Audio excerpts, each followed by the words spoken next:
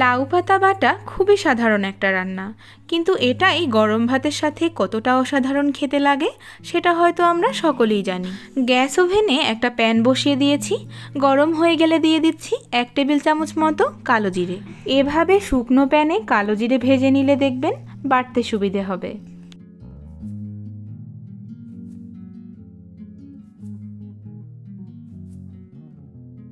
জিরে ভাজা হয়ে গেলে তুলে নিচ্ছি। একই প্যানে 1 টেবিল চামচ সর্ষের তেল গরম করে নিয়ে তাতে দিয়েছি 2টো শুকনো লঙ্কা, 2টো কাঁচা লঙ্কা আর একটা রসুনের কোয়া। ভালো করে ভেজে নিয়ে তুলে নিচ্ছি। আর কোনো রকম তেল অ্যাড করছি না, ওই অবশিষ্ট তেলেই অর্ধেকটা কুচনো পেঁয়াজ দিয়ে সামান্য নুন দিয়ে ভেজে নিচ্ছি। পেঁয়াজ বেশি ভাজার প্রয়োজন নেই, হালকা নেড়েচেড়েই লাউয়ের পাতাগুলো দিয়ে দিচ্ছি। পাতাগুলো একটু কেটে নিয়েছিলাম যাতে সুবিধে হয়। কোনো রকম জল ছাড়াই 5 মিনিট ঢেকে রান্না করে নিয়েছি, আর তাতেই দেখুন খুব ভালোভাবে বয়েল হয়ে গেছে। এবারে তুলে নিয়ে ঠান্ডা করে নিচ্ছি।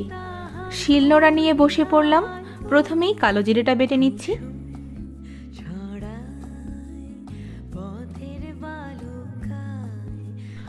কালো জিরেটা দেখুন মিহি করে বেটে নিয়েছি।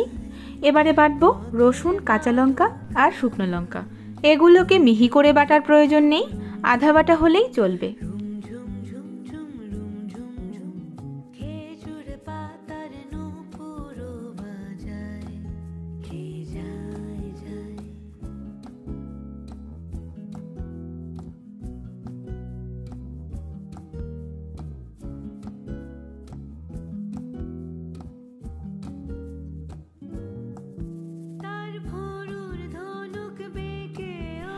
সব শেষে রইল পড়ে সিদ্ধ করে রাখা শাক।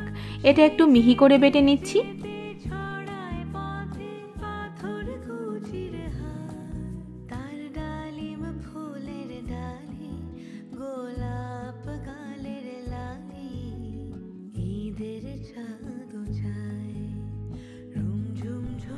বাটাবাটির পর্ব শেষ, এবারে হলো মাখানোর পর্ব।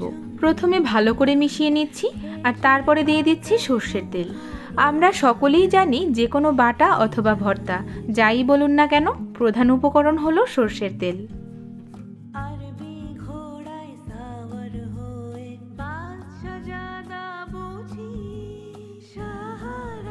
সর্ষের তেলে দেখুন ভালো করে মেখে নিয়েছি।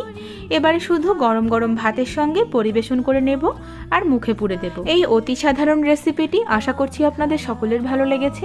আর ভালো লেগে থাকলে অনুরোধ রইল পাশে থাকা বেল আইকনটি ক্লিক করে দেওয়ার।